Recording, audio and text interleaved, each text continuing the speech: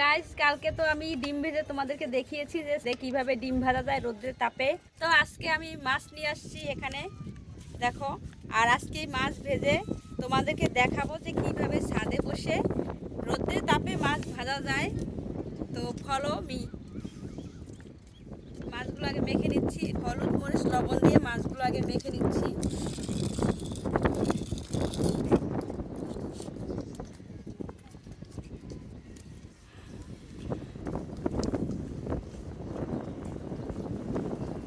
দেখো কই মাছ,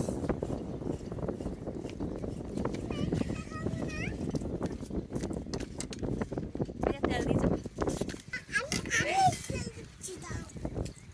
তো এখানে আমরা ফ্রাই প্যানটা প্রায় আধা ঘন্টার মতো গরম দিয়েছি। এবার রোদ্রের তাপে দিয়ে দিয়েছি, গরম হয়ে গেছে। দেখো তেল দিয়ে দিচ্ছি, তেলটা একটুভাবে মিশিয়ে নিচ্ছি।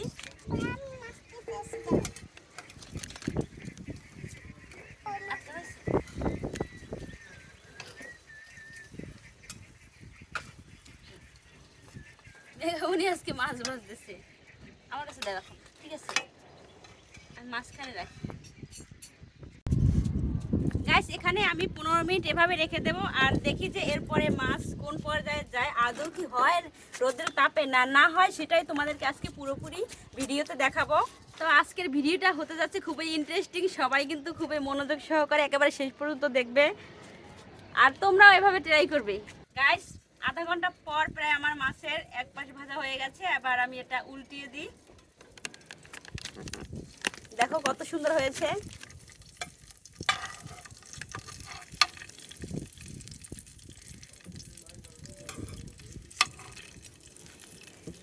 তেলটা বুট বুট বুট বুট করতেছে।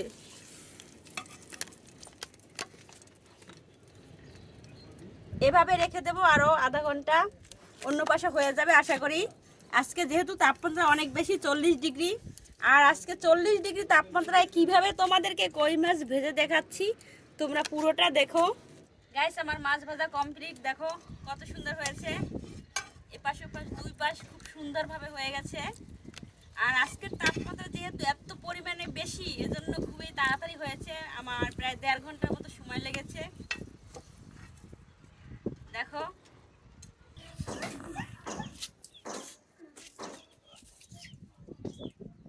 গাইস দেখো আসলে মাছটা পারফেক্টলি ভাজা হয়ে গেছে।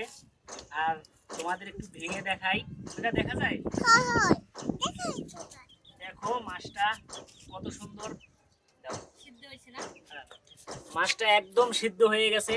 আর এরকম সিদ্ধ করে ভাজতে হলে আমাদের মতো অনেক সময় ধৈর্য ধরে 1 ঘন্টা 20 মিনিট সময় নিয়ে তারপরে আপনাদের ভাজতে হবে। আর 2-4-5 মিনিট ভাজলে কিন্তু হবে না।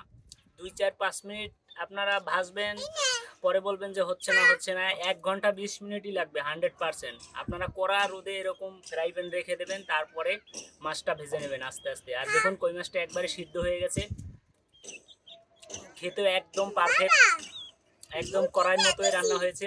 যে পরিমাণে রোদের তাপ, এতে আপনারা আপনাদের গ্যাস বাঁচবে এবং কারেন্ট খরচ হবে না, কারেন্ট খরচ কম হবে। আপনারা কম খরচায় এরকম ভেজে নিতে পারেন। যতদিন গরম থাকবে ততদিন আপনারা মাছ ডিম অনেক কিছু ফ্রাই করে খেতে পারেন।